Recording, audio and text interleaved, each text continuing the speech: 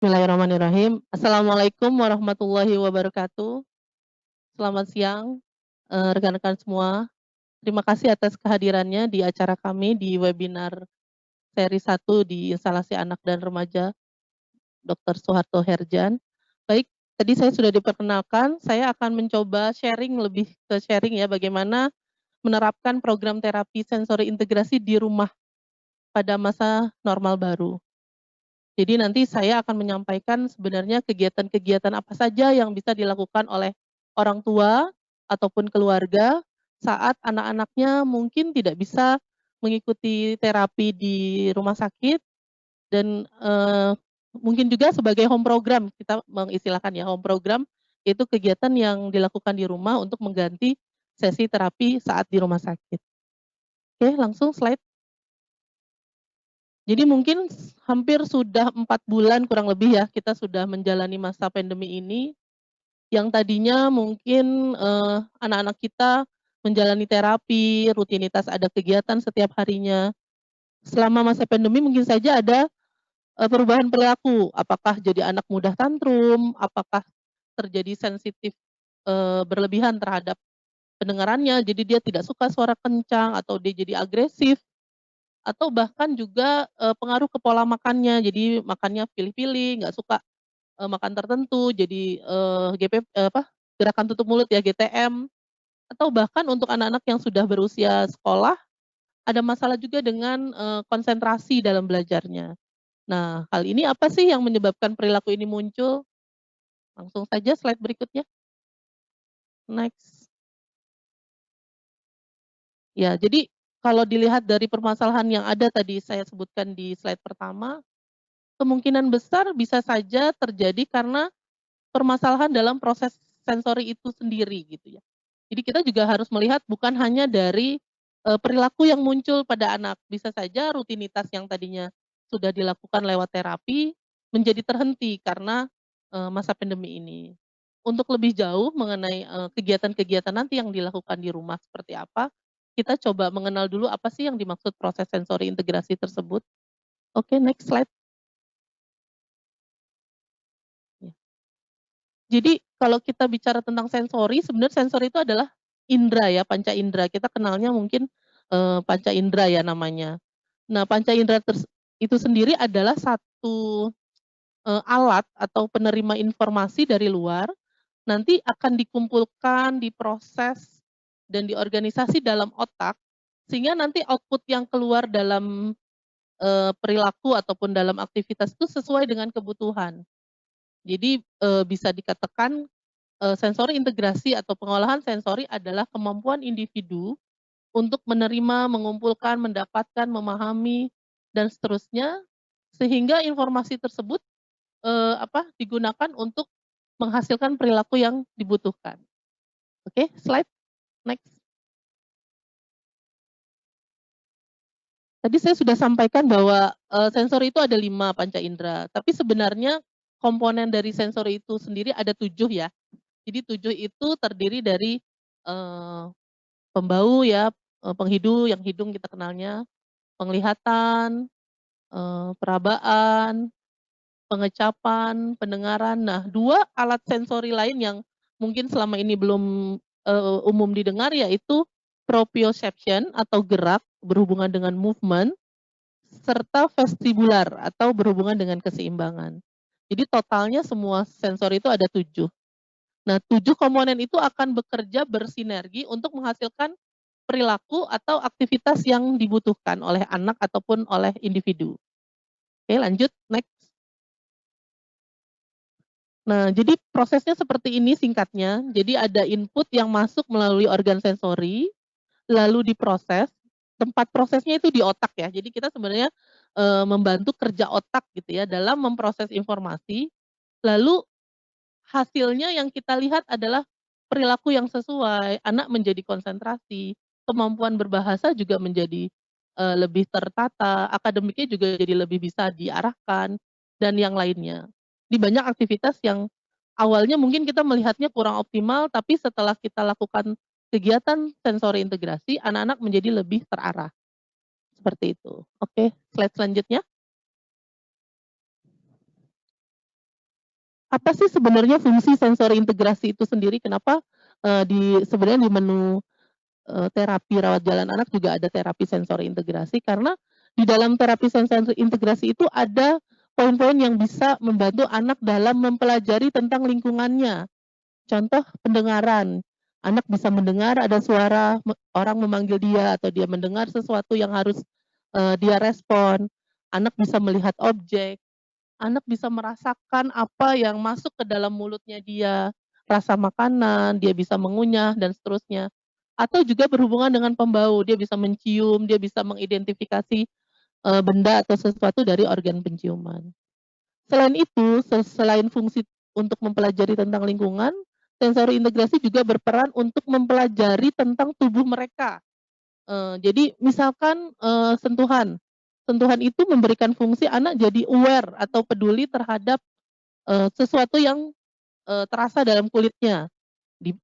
Dicolek ya atau dipanggil, dia nengok, disentuh dia nengok, atau dia, apa namanya, dia bisa mengidentifikasi ada orang lain yang memeluk dan seterusnya. Atau fungsinya juga sebagai, monitoring system, jadi sistem pengawasan dalam tubuh.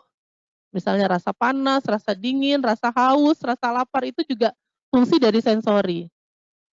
Selain itu vestibular juga membantu, vestibular dan proprioception atau gerakan, membantu seseorang anak dalam beraktivitas. Misalkan dia harus melakukan lompat gitu ya. Dalam lompat itu seperti apa yang harus dia persiapkan gerakannya? Apakah dia perlu mengeluarkan energi yang besar atau kakinya harus seperti apa? Nah, itu gunanya, vestibular dan proprioception. Oke, lanjut slide. Diibaratkan sensori integrasi itu, perkembangannya seperti membangun sebuah rumah gitu ya, di mana pondasinya yaitu yang berwarna biru tua dan biru muda itu adalah, komponen dari sensori itu sendiri. Jadi sebelum bisa jadi rumah yang tegak berdiri kokoh, tentunya pondasinya harus bagus dulu. Kalau komponen sensorinya bisa bekerja dengan optimal, tentunya akan bisa membangun komponen yang lain seperti, eee eee, contoh temboknya. Temboknya itu bisa membantu anak dalam mengenal bagian tubuh, bisa mengoreksi apa, posturnya, bisa menyadari menyadari aktivitas dengan dua sisi tubuh, perencanaan motorik seperti dia harus melakukan aktivitas dengan mata, tangan, dan seterusnya. Lanjut di atas lagi dia, di atapnya dia langsung bisa mengarahkan untuk aktivitas ke keterampilan dalam berkomunikasi dan berbahasa, atensi dan konsentrasi. Dan pada akhirnya di ujungnya atau di puncaknya, anak jadi mampu melakukan kemandirian dalam aktivitas keseharian, akademik, ataupun perilaku. Oke, lanjut lagi slide-nya. Nah, dalam hal ini yang paling penting di rumah itu bagaimana anak tetap mendapatkan pengalaman sensori dalam aktivitas sehari-hari. Kemungkinan besar mungkin dalam masa pandemi ini anak lebih terbatas dalam ruang lingkup, geraknya. Jadi anak lebih senang duduk atau nonton ya, atau bahkan main gadget. Nah, itu juga memungkinkan sekali pengalaman sensorinya menjadi berkurang. Di sini dalam, teorinya Dan tahun 2001 mengatakan bahwa pengalaman sensori itu, merupakan apa ya, yang harus diterima oleh anak dari mulai bayi. Jadi setiap hari, eee, mendapatkan pengalaman sensori yang berbeda-beda, ada panas, hujan, angin, dan seterusnya. Oke, lanjut slide. Nah, dalam pengalaman sensori, slide next. Nah, jadi anak tuh unik ya dalam memiliki cara sendiri-sendiri untuk meresponnya.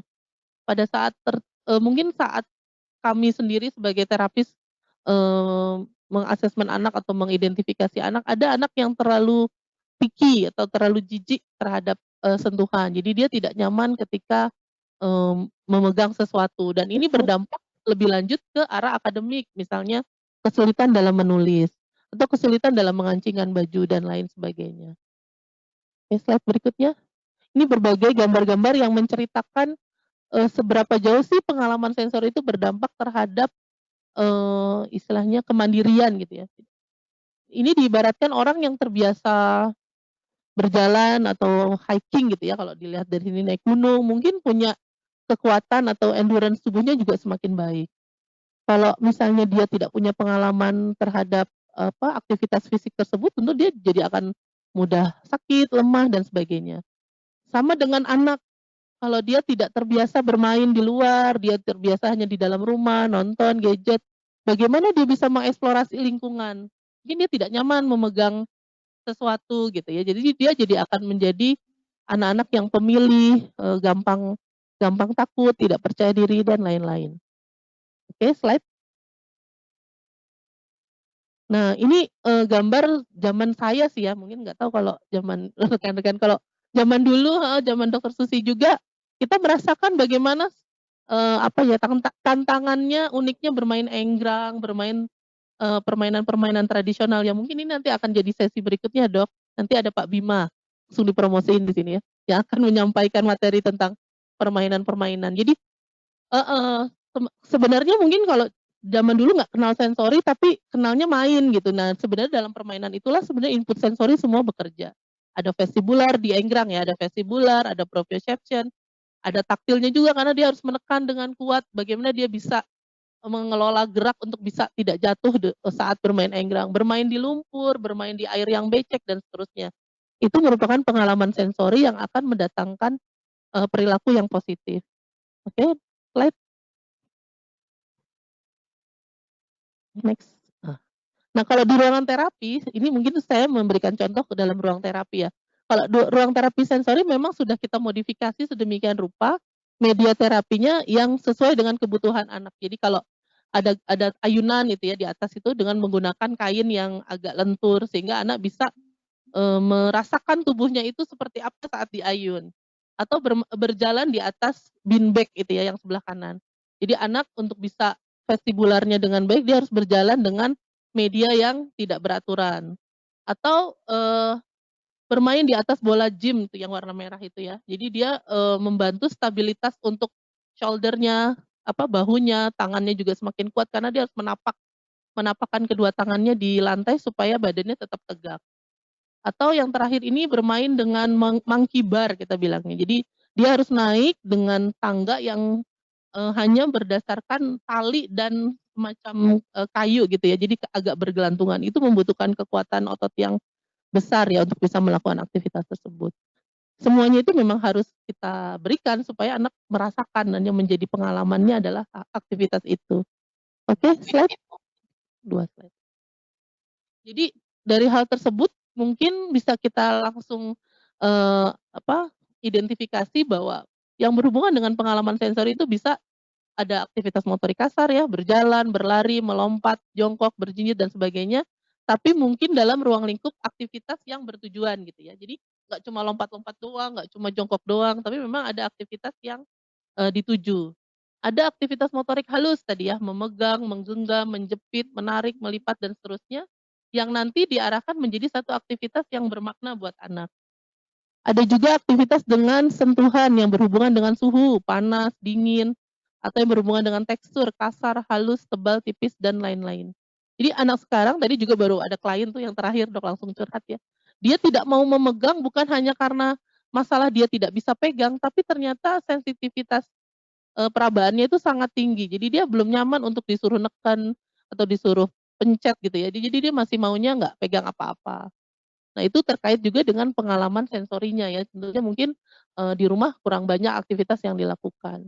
Atau aktivitas dengan keseimbangan tadi ya, dengan bermain, mungkin kayak titian atau bermain ayunan dan seterusnya, yang berhubungan dengan perbedaan posisi tubuh.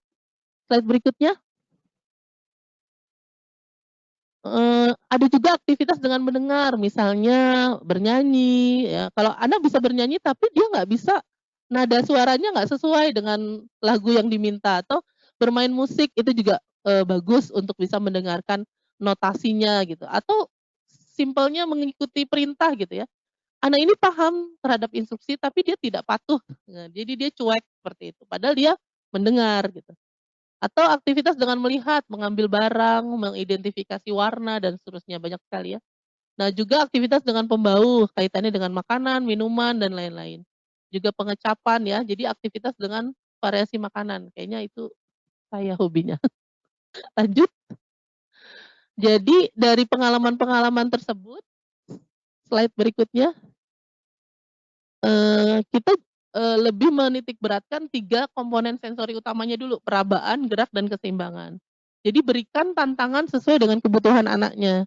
Jadi nggak terlalu mudah banget dan juga tidak terlalu sulit. Jadi harus ada grading namanya. Dan harus menyenangkan ya, namanya bermain, beraktivitas itu harus menyenangkan.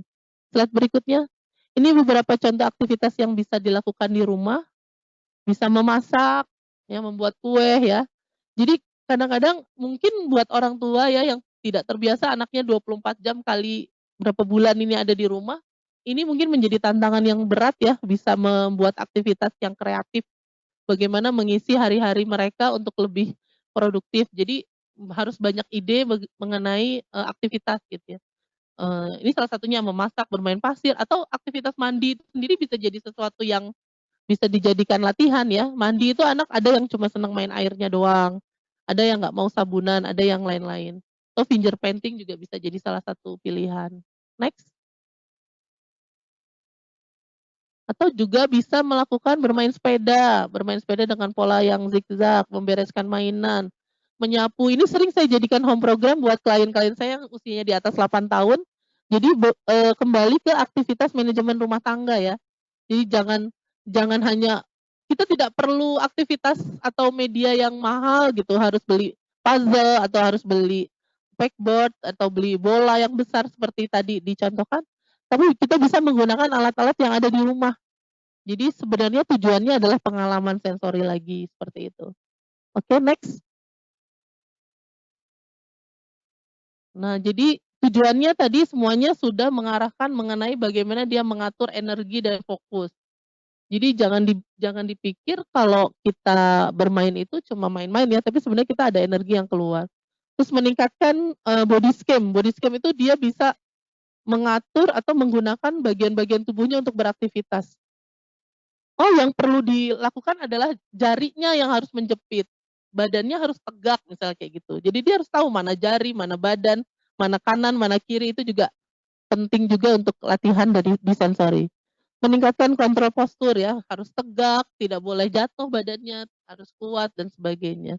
Terus praksis, bagaimana dia bisa mengorganisasi, perilakunya. Oh, kalau mau mau membuat kue itu harus apanya dulu, duluan. Nah, itu juga artinya mengorganisasi. Oke, slide. Tadi sudah disampaikan ada keterampilan motorik halus, motorik kasar, pemahaman, ekspresi bahasa, ekspresi wajah ya. Ada juga fungsi psikososial, ada rasa percaya diri ya, kalau udah berpengalaman pasti anak akan lebih percaya diri untuk mencoba sesuatu yang baru lagi. Terus meningkatkan kemandirian, ini yang paling utama. Oke, next.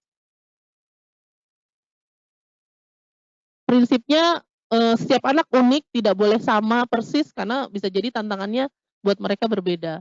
Tantangannya harus update, maksudnya hari ini, kalau besok ya beda lagi, kalau kemarin ya mungkin udah terjadi, terus fokus untuk memperbaiki yang menyebabkan gangguannya apa gitu ya. Jadi bukan masalah, target, secara hasil, tapi lebih ke proses ya.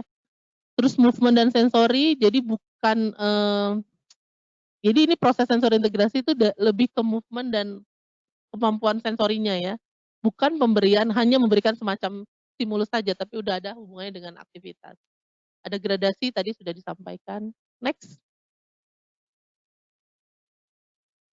Sesuai dengan kebutuhan, dorong anak untuk berpartisipasi aktif, tidak menunggu instruksi, berikan kreativitas ide, ini kesempatan dia untuk berinisiasi, tidak drilling, tidak hanya menyuruh-nyuruh, tapi memberikan kesempatan anak untuk memilih, fokus terhadap inisiasi. Jadi anak tuh punya keinginan untuk melakukannya sendiri. Oke, slide. Nah, dari hal tersebut di atas mungkin bisa dikembangkan nanti, kepada teman-teman atau orang tua yang mempunyai anak, sebenarnya nggak harus anak berkebutuhan khusus, ini bisa dipakai oleh semua anak untuk bisa lebih kreatif dalam, mengisi kegiatan di rumah pada saat masa pandemi new normal ini.